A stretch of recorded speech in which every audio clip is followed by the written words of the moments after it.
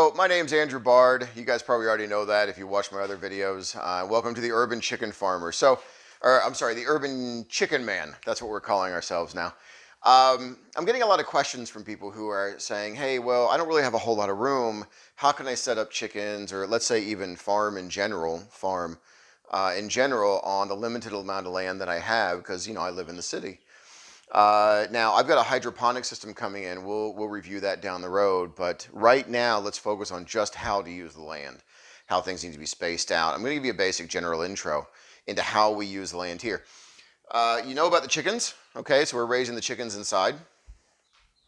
Those guys are probably, I don't know, maybe a week or two from going outside. I've been thinking about putting them out early because I do have an IR light for them. One thing I suggest to anyone who's got urban chickens or urban farming in general, let's say especially gardens, get yourself a cat. They work great to keep birds and things like that out of the yard and from eating all your plants that you've been putting out. So over here on the right, we've got the garden. I've been working on that for years. Now, I've been in the Philippines. This is August 9th, 2020, but I've been in the Philippines for the last 18 months or so. My girlfriend and I came back here because obviously the coronavirus and whatnot. So we're just starting to get kind of back into cleaning things up.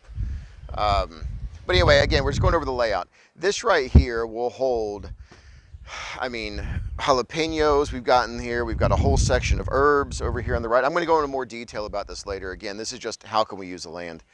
And I'm going to show you how we prep the land, how I got it kind of together so it would take nutrients and get some of the impurities out, how we used worms to do that.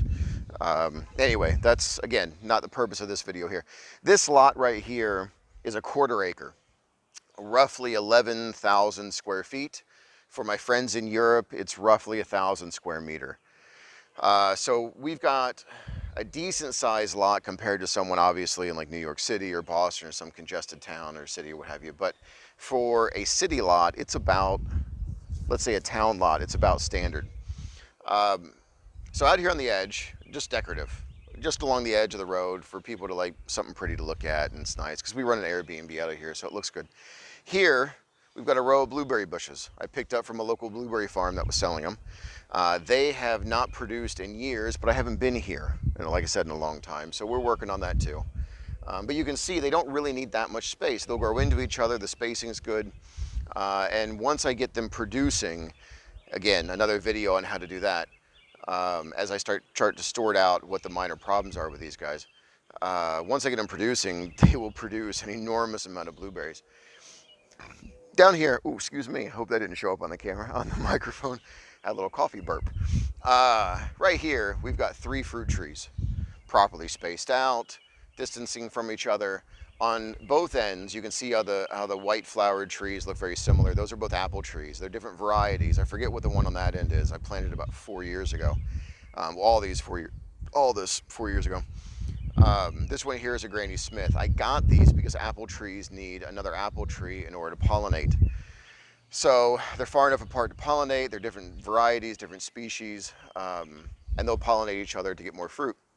The one in the middle is supposed to be a self-pollinating peach tree, but she has not produced any fruit since we moved here. Now, it might be because she's too young. A lot of fruit trees will take 3 to 5 years before they start producing, or at least peach trees will. But I think it's because I caught a fungus on her earlier, and we'll have a separate video on how to treat that. That'll be a pretty simple procedure.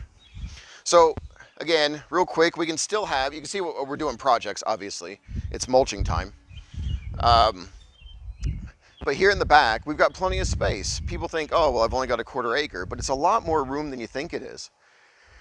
We've got fire pits to have parties with friends. We've got our chicken coop back here that's built and walled off. Here's my other cat, my favorite cat, so fluffy and kind of a bitch sometimes, but I love her. So we've got it all walled off, you see, using the fence as obviously one border, and then walled off here so the chickens can go out here, go out their little door. Again, much bigger video on this later. But you can kind of see between the chicken coop, between the fruit trees, between the blueberry bushes and the garden, you can produce a lot of food. We've got 100 bulbs of onions in there, an entire row of carrots, 2 rows of spring onions, 6 tomato plants, a whole section of herbs. Oh yeah, okra, chilies. I mean, you would be surprised how much you can fit in that little small area. It took us 2 days to get it all planted. Well, it might have been because we were drinking at the time, but anyway. So you get kind of an idea of how you can run your yard and how you can put things in. You can produce a lot more on a little bit of land than you think. Anyway, if you have any questions, subscribe, like, all that bullshit. Scan the QR code on the side. That'll go to the Facebook page.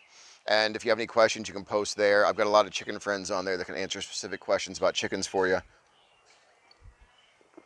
I think that's it. Yeah. Anyway, have a good day.